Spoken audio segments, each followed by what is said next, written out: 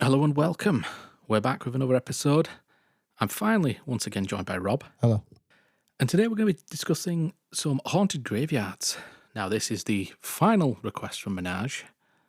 He's now banned from making any more requests. Thanks for being the only fan as well. Yeah, thank you for being the only person that listens. Yeah, so much appreciated. Join our OnlyFans. I was going to say, I just realised. Oh no. Oh no.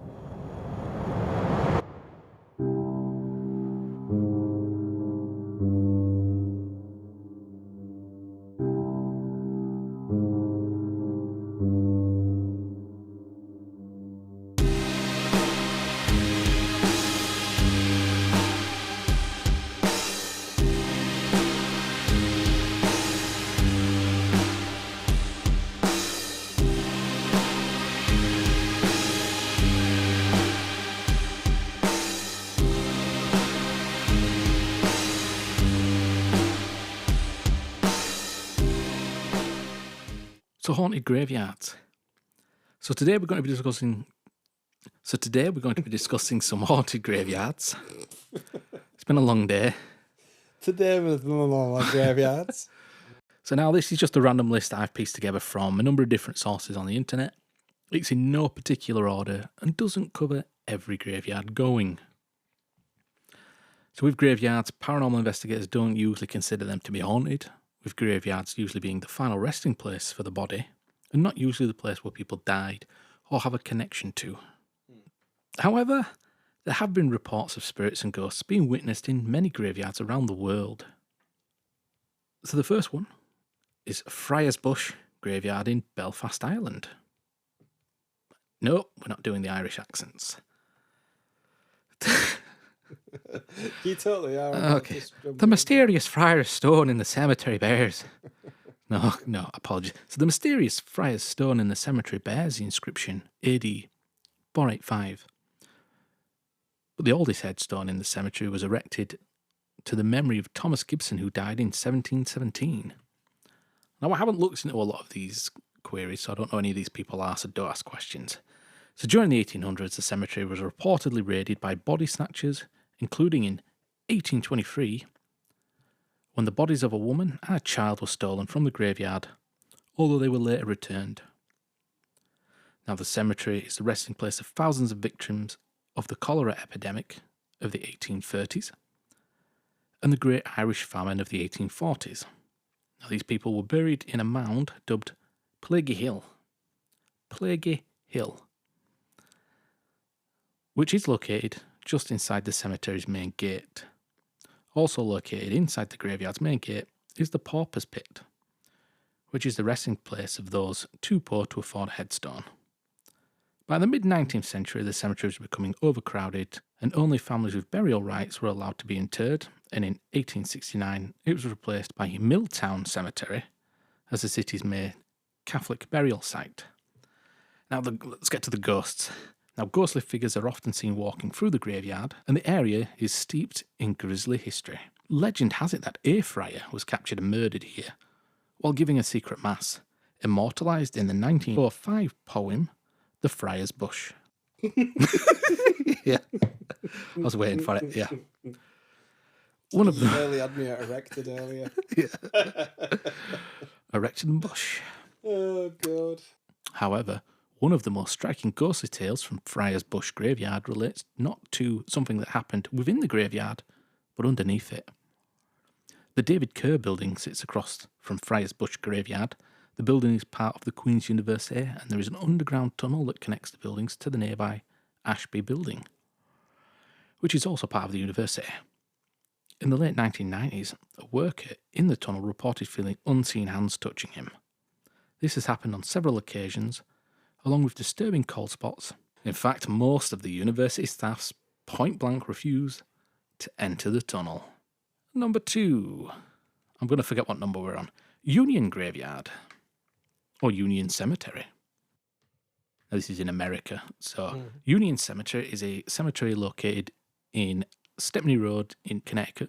The site dates back to the 18th century. According to ghost hunters, it is one of the most haunted cemeteries in the entire United States. Connecticut demonologists Ed and Lorraine Warren have written a book about the cemetery entitled Graveyard. Now, the reported hauntings, according to popular legends, the White Lady ghost haunts Union Cemetery as well as Stepney Cemetery in Monroe. Like with other White Lady ghost stories, Union Cemetery's ghost is described as wearing a white nightgown or a wedding dress. Demonologist Ed Warren claimed to have seen the ghost and to have a video of it. I don't know where this video is, though. There's no mention of it. It's probably in the archives. It's not going to be knocking about on YouTube. Is it? Who knows? It might be, actually. So Warren, who lived right down the road, so this is Lorraine Warren, said that she and her late husband Ed visited the cemetery many times to document paranormal activity. They even have what they said is a video of the White Lady herself. We've actually witnessed her walk down the gravestones, weaving in and out. We do have the White Lady on camera. Who she is, we do not know. One of the most popular tales about the White Lady, Warren said, is that late one evening, a man was driving down Stepney Road in his pickup truck just past Union Cemetery. Out of nowhere, a woman appeared in the middle of the road, wearing a white dress. The man couldn't slow down in time and struck the woman. When the man pulled over to investigate, the woman was nowhere to be seen, Warren said. Chance, without sounding harsh, she's probably gone flying if she's been hit by a truck. If it's an actual real woman. If it's a ghost, then he's just passed right through her. Comments? Yeah, that's likelihood is he's either been seeing things. Yeah. Or he's hit someone that, like you said, has probably just flown off. Yeah. And not been identified. But then again, I would imagine there are reports of a body being found later. True. But there's no mention of that in this description of the graveyard. So no one knows who the White Lady is, but there are some theories around who she is. So according to Donna Kent, founder of the Cosmic Society for Paranormal Investigation, there is a gravestone in Union Cemetery belonging to her what? There is a graveyard in the Union Cemetery belonging to Harriet B. Seeley. Seeley's gravestone states that she had a son who died before her in 1853. Kent says some theories identify Seeley as the ghostly entity of the White Lady, who is in search of her dead son. There's quite a few of these, so we're just going to go through them. I won't go into much detail on many of these. We'll just keep the good ones. Yeah, we'll keep the good ones. The next one is Highgate Cemetery. Now, I'm familiar with Highgate Cemetery. I've never been, but I have seen a documentary about the Highgate vampire. Okay. And this is a very interesting story, is this one. So, Highgate Cemetery is a cemetery in London, most famous for an incident which took place in the 1960s and 70s. So on the 31st of October 1968, a group of young people interested in the occult visited Tottenham. Tottenham? I can't even say like a Visited Tottenham. Visited Tottenham Park Cemetery. Tottenham? Yeah. When I read it, I knew it was coming out wrong. At the time when it was being regularly vandalised by intruders. According to a report in the London Evening News on the 2nd of November 1968, these persons arranged flowers taken from the graves in circular patterns with arrows of blooms pointing to a new grave, which was uncovered. A coffin was opened and the body inside disturbed. But their most macabre act was driving an iron stake in the form of a cross through the lid and into the breast of the corpse. So basically they staked the corpse with a cross. Though the identities and the motivations of those responsible were never ascertained, general consensus at the time linked the desecrations to events surrounding the Highgate vampire case. Then, in a letter to the Hampstead and Highgate Express on the 6th of February 1970, David Farrant wrote that when passing Highgate Cemetery on December 24th, 1969, he glimpsed a grey figure which he considered to be supernatural, and asked if others had seen anything similar. On the 13th, several people replied, describing a variety of ghosts said to haunt the cemetery or the adjoining Swains Lane. These ghosts were described as a tall man in a hat, a spectral cyclist, a woman in white, a face glaring through the bars of a gate, a figure wading in a pond, a pale gliding form, bells ringing, and voices calling. So they've got them all there, They've got them all, yeah. You've got white ladies, cyclists, I'm just waiting for zombies. peeping to toms, mention. man in a hat. Fish. So Sean Manchester claimed Farrant's grey figure was a vampire, and the media quickly latched on, embellishing the tales with stories of the vampire being a king of vampires, or of practicing black magic. The ensuing publicity was enhanced by a growing rivalry between Farrant and Manchester, each claiming that he could and would expel or destroy the spectre. So we have a supernatural battle on our hands here. Excellent. Manchester declared he would hold an exorcism on Friday the 13th of March 1970. ITV conducted interviews with Manchester, Farrant, and others who claimed to have seen supernatural figures in the cemetery, which were transmitted early on in the evening of the 13th. Within 2 hours, a mob of hunters from all over London and beyond swarmed over the gates and walls into the locked cemetery, despite police's efforts to control them. You don't stop a vampire hunter when they get into their vampire. So Buffy had never been slowed down by a bunch of cops. Cops won't stop Buffy, no. So some months later, on the 1st of August 1970, the charred and headless remains of a woman's body were found not far from the catacomb. The police suspected it had been used in a black magic ritual. Farrant was found by police in the churchyard beside the cemetery one night in August, carrying a crucifix and a wooden stake. He was arrested, but when the case came to court, it was dismissed. Can you imagine trying to trial that? Well, this guy's walking around with some wood in his hand and a cross by a cemetery. Okay. Not exactly a criminal offence to carry a cross or a piece of wood. So a few days later, Manchester returned to Highgate Cemetery. He claimed that this time he and his companions forced open the doors of a family vault, indicated by his psychic helper. He says he lifted the lid of one coffin, believing it to have been mysteriously transferred there from the previous catacomb. I'm going to be honest, these guys sound like they've got a wild imagination.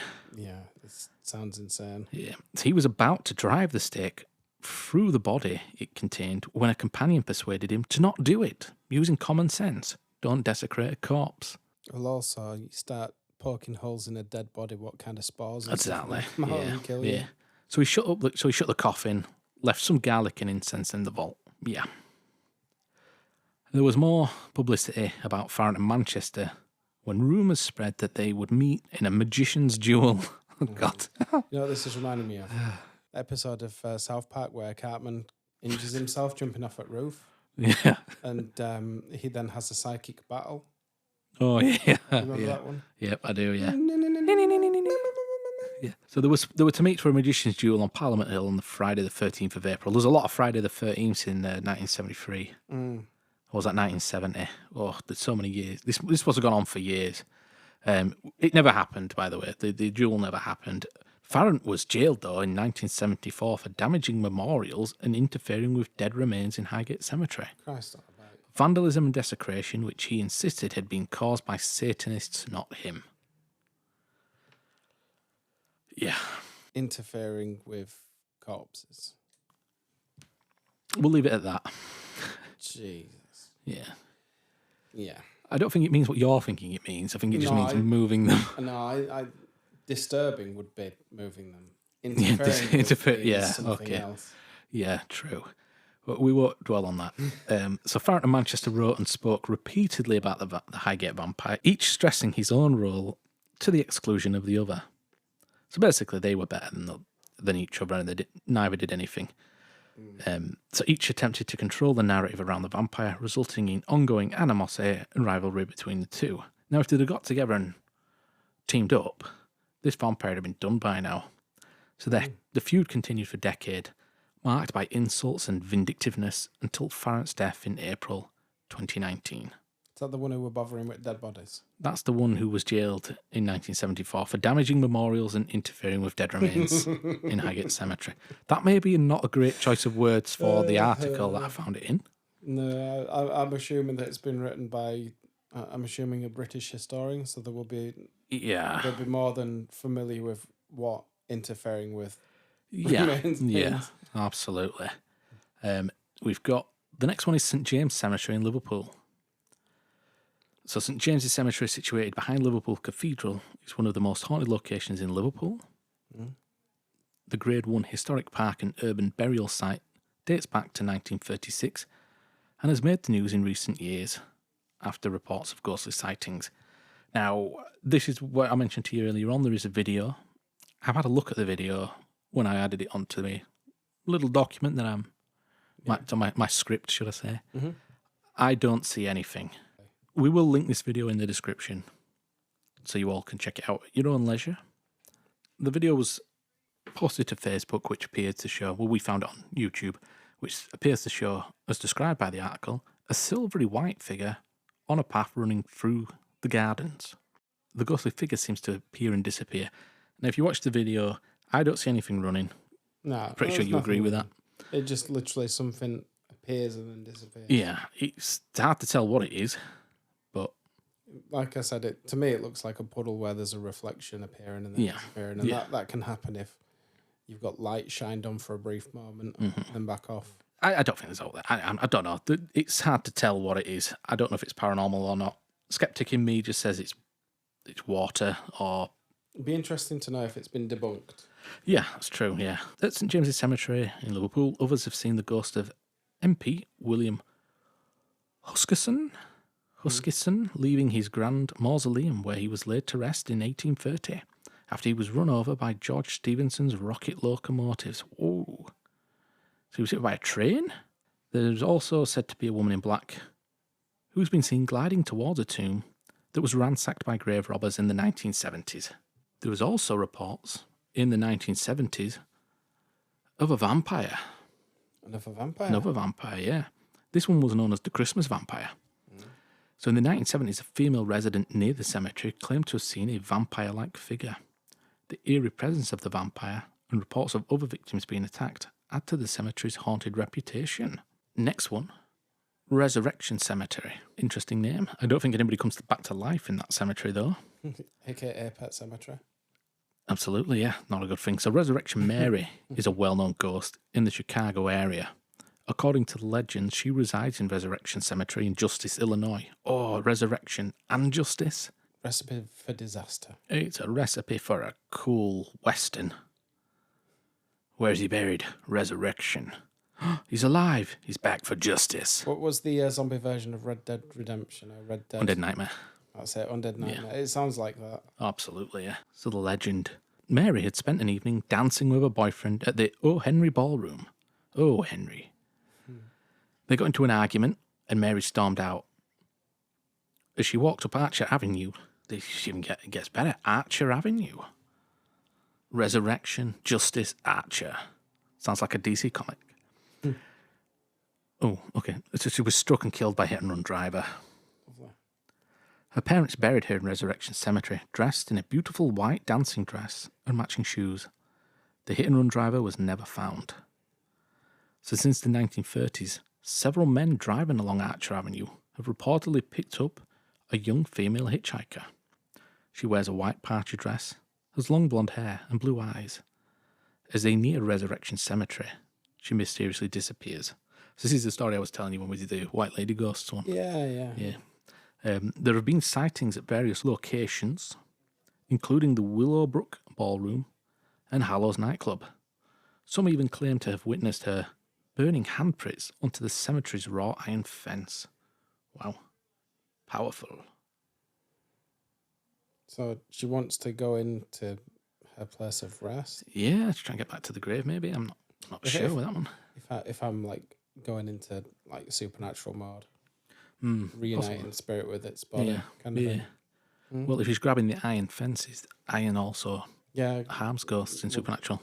Ghosts can't pass through iron fences. Or salt, for that matter. But now we get into the works of fiction, which you could say all ghosts are works of fiction. Yeah. Because, well, some believe, some don't. The thing is, there's all sorts of different interpretations and explanations. Absolutely, and, stories and stuff. So what some people will say is, truth for... One man's truth is another man's lie. Yeah. Well, whatever I'm trying to say. Some people say that ghosts can't touch iron or swing at iron at a ghost, it disappears like Supernatural. Yeah, absolutely, yeah. No one knows for sure. No, nobody knows for sure, true. Just like people put salt down to deter spirits as well. Nobody knows for certain if that works. So next one, a bit of a history lesson on this one. So if you don't like history, apologies now. We have the Greyfriars Kirkyard. Now, kirkyard is just another name for a graveyard or churchyard. Typically Scottish. So Greyfriars Kirkyard is a graveyard surrounding Greyfriars Kirk in Edinburgh, Scotland. It is located at the southern edge of the old town, adjacent to George Heriot School. Burials have taken place since the late 16th century, and a number of notable Edinburgh residents were interred at Greyfriars. The kirkyard is operated by City of Edinburgh Council in liaison with the Charitable Trust, which is linked to but separate from the church. The kirkyard and its monuments are protected as a Category A listed building. So the kirkyard was involved in the history of the Covenanters. The Covenanting movement began when signing of the National Covenant in Greyfriars Kirk on the 28th of February 1638. Following the defeat of the militant Covenanters, that's a lot of words, at Bothwell Brig in 1670, some 1,200 Covenanters were imprisoned in a field to the south of the churchyard, when, in the 18th century, part of this field was amalgamated into the churchyard and vaulted tombs. The area became known as the Covenanters' Prison.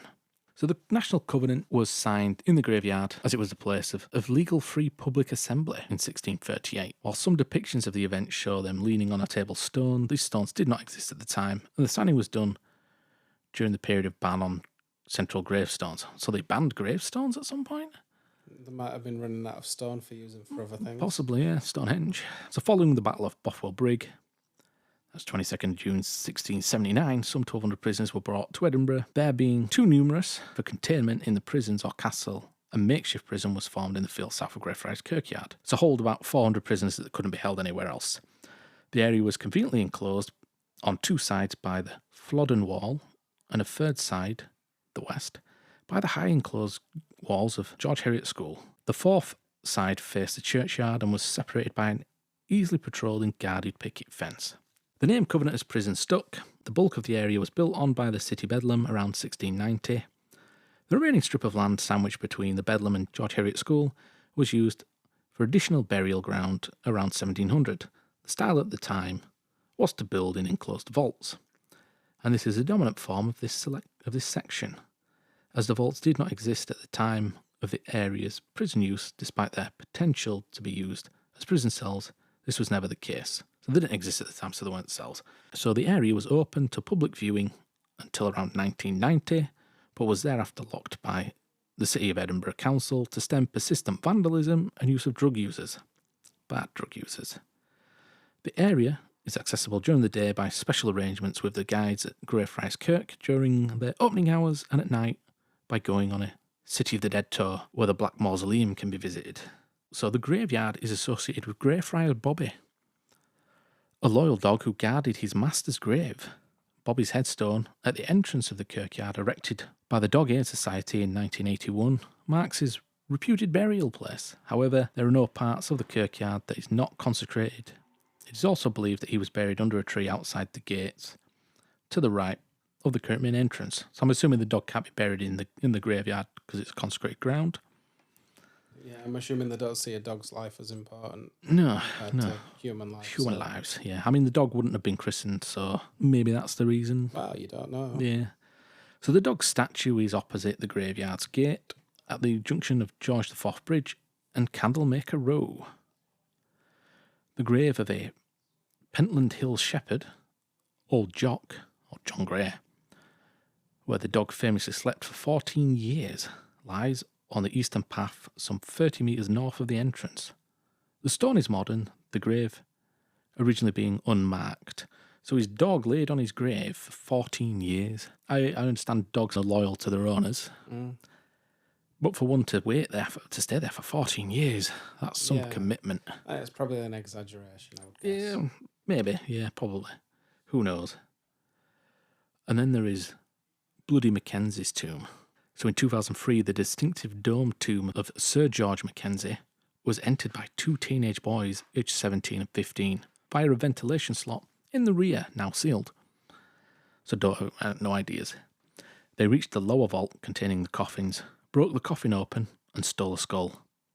Police arrived that they were playing football with the skull on the grass. The pair narrowly escaped imprisonment on the little-used charge of violating sepulchres. Wow. There's some weird laws. I mean, grave desecration would cover that. Yeah. Here are some reasons why Greyfriars Kirkyard is considered haunted. Okay. The Mackenzie poltergeist. So George Mackenzie, they think he's a poltergeist. Okay. The most famous ghost associated with Greyfriars is the Mackenzie poltergeist. It's said to haunt the Covenanters prison, within the graveyard. Sir George Mackenzie, a 17th century judge, was responsible for imprisoning Covenanters. So these were Scottish Presbyterians. I'm glad they clarified that later on in the article.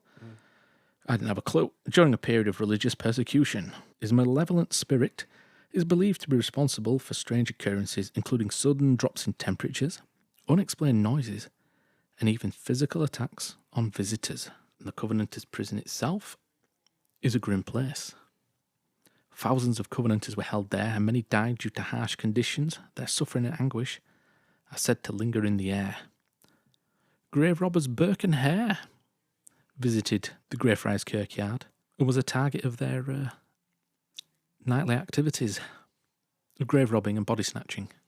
Yeah. So the famous duo Burke and Hare, who murdered people to sell their bodies for medical dissection, operated in Edinburgh during the 19th century.